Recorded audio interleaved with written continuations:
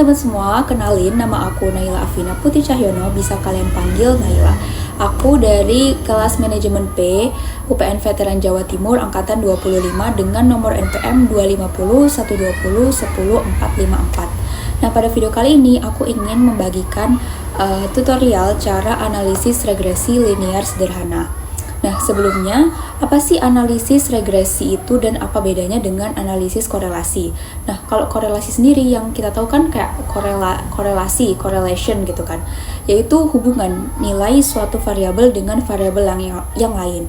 Nah, bedanya dengan regresi, kalau misalkan korelasi ini tadi, semisal aku ambil dua variabel X dan Y. Nah, kita kan ingin tahu pengaruh variabel X terhadap Y. Nah, kalau regresi itu tuh seberapa kuat pengaruh tersebut gitu. Jadi, cara mencari regresi linear sederhana yang pertama yaitu pastinya pengumpulan data. Nah, ini aku bakal screen record dulu untuk ininya, tutorialnya. Oke, ini aku sudah screen record. Jadi, cara yang pertama atau step yang pertama pastinya adalah pengumpulan data. Karena di sini aku menggunakan data primer dengan media Gform. Jadi sebelumnya aku udah bikin Gform seperti ini dan sudah ada 32 responden. Nah, sebelumnya ini aku mengambil topik yaitu pengaruh screen time terhadap jumlah konsumsi kuota internet. Nah, kalau udah kayak gini ya, udah ada respondennya, terus udah kayak gini lah ya. Nah, langkah selanjutnya kita harus men-summary atau mengumpulkan data-data tersebut gitu. Dan di sini aku memakai Google Sheet. Nah, kayak gini. Nah, ini tuh mempermudah kita untuk kayak melihat kesimpulan dari data yang kita ambil tadi. Nah, yang akan aku ambil sebagai data atau sampel yaitu dari sini ya, dari rata-rata screen time dan jumlah kuota. Nah, kita kan udah melakukan step pertama yaitu pengumpulan data. Yang kedua adalah kita menentukan hipotesis. Nah, hipotesis yang aku ambil ada dua, yaitu H0, yaitu tidak ada pengaruh dari lama screen time terhadap jumlah konsumsi kuota internet, dan hipotesis alternatif yaitu ada pengaruh dari lama screen time terhadap jumlah konsumsi kuota internet. Dan step ketiga yaitu melakukan input data. Nah, pada video kali ini aku akan mencontohkan menggunakan web namanya yaitu Stats Kingdom. Nah, ini kalian ketik aja lalu di sini pencet ya. Ini aku hapus dulu. Nah, kayak gini. Nah, karena aku akan menggunakan analisis regresi linear sederhana, maka bisa di scroll ke bawah. Dan ini kalian akan lihat di sini regression calculator, kalian klik yang simple linear regression ini.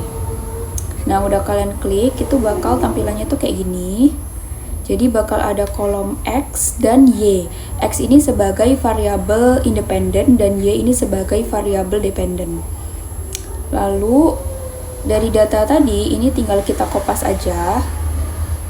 Jadi ini ya, data yang rata-rata screen time ini aku bakal kopas semuanya dari 32 responden. Ini tinggal Ctrl C lalu masukin ke kolom yang X ini. Ctrl V, oke. Terus yang Y juga. Nah, pastikan data yang kalian masukin itu jumlahnya sama. Jadi antara variabel X itu misalkan kalau aku kan ada 32 data dan yang variabel Y-nya juga harus 32 data. Jadi make sure itu sama gitu. Lalu kalian scroll ke bawah, terus klik tombol ini calculate. Tinggal diklik aja. Nah, nanti bakal muncul suatu rumus yang dimana minus 0,438 plus 0,3446 dikali X ini akan menghasilkan prediksi dari Y. Nah, di sini juga udah ada tabelnya yang dimana ini tadi data aktual kita, ada variabel X dan Y, dan yang di sini ada yang namanya variabel Y prediksi atau prediksi variabel Y gitu. Yang dimana ini didapatkan dari rumus yang tadi ya, yang di bawah ini. Nah, ini menghasilkan prediksi Y. Nah, lalu juga ada residual. Residual ini yaitu dari Y aktual dikurangi Y prediksi, yang dimana residual ini tuh tujuannya mengecek apakah X dan Y itu sudah linear, yang pertama. Yang kedua, mengecek homoskedastisitas. Yang ketiga, mendeteksi outliner dan juga melihat pola yang tidak tertangkap model. Nah, terus di sini kita juga lihat ada grafik. Nah, grafik yang pertama ini adalah grafik dari data aktual kita. Yang dimana misalkan nih aku ambil ini ya. Nah, ini tadi kan kita ada data yang dimana X-nya itu di angka 4, sedangkan Y-nya di angka 0,4. Jadi, ini adalah grafik yang dihasilkan dari data aktual kita gitu.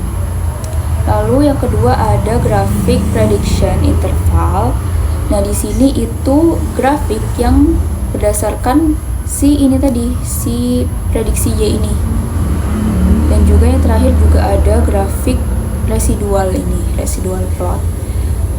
Tentunya ini dari atau berdasarkan si residual yang ini ya. Nah, lalu scroll lagi ke bawah. Di sini dengan p-value 0,090081. Nah, di sini R square equals 0.09237. This means that 9.2% of the variability of Y is explained by X. Jadi artinya 9,2% variabel Y itu terpengaruh dari X. Jadi hanya 9,2%. Jadi sangat kecil gitu. Nah, terus di sini juga correlation atau disimbolkan dengan R itu equals 0.3039. This means that there is a weak direct relationship between X and Y. Jadi korelasinya itu hanya 0,3 sekian ya, yang dimana ini tuh masuknya ke weak direct relationship, atau dia tuh korelasinya itu rendah gitu ya, lemah gitu. Nah, selanjutnya di sini juga ada ini. Di sini juga ada ini, tadi kan p-value-nya sama dengan 0,09081, dan di sini juga ada yang namanya taraf signifikasi atau yang disimbolkan dengan alfa seperti ini. Nah, taraf signifikasinya adalah 0,05. Nah, yang dimana jika p-value itu lebih kecil atau sama dengan taraf signifikasi, itu artinya akan menolak H0 atau menerima H alternatif. Sedangkan kalau p-value-nya itu lebih dari taraf signifikasi, itu gagal menolak H0 atau menerima H0 gitu. Nah, yang kita tahu tadi p-value kita adalah 0,09, yang dimana 0,09 ini lebih besar dari 0,05, sehingga H0 kita terima, we accept H0, jadi kita terima H0, yang dimana H0 tadi artinya adalah tidak ada pengaruh dari lama screen time terhadap jumlah konsumsi kuota internet.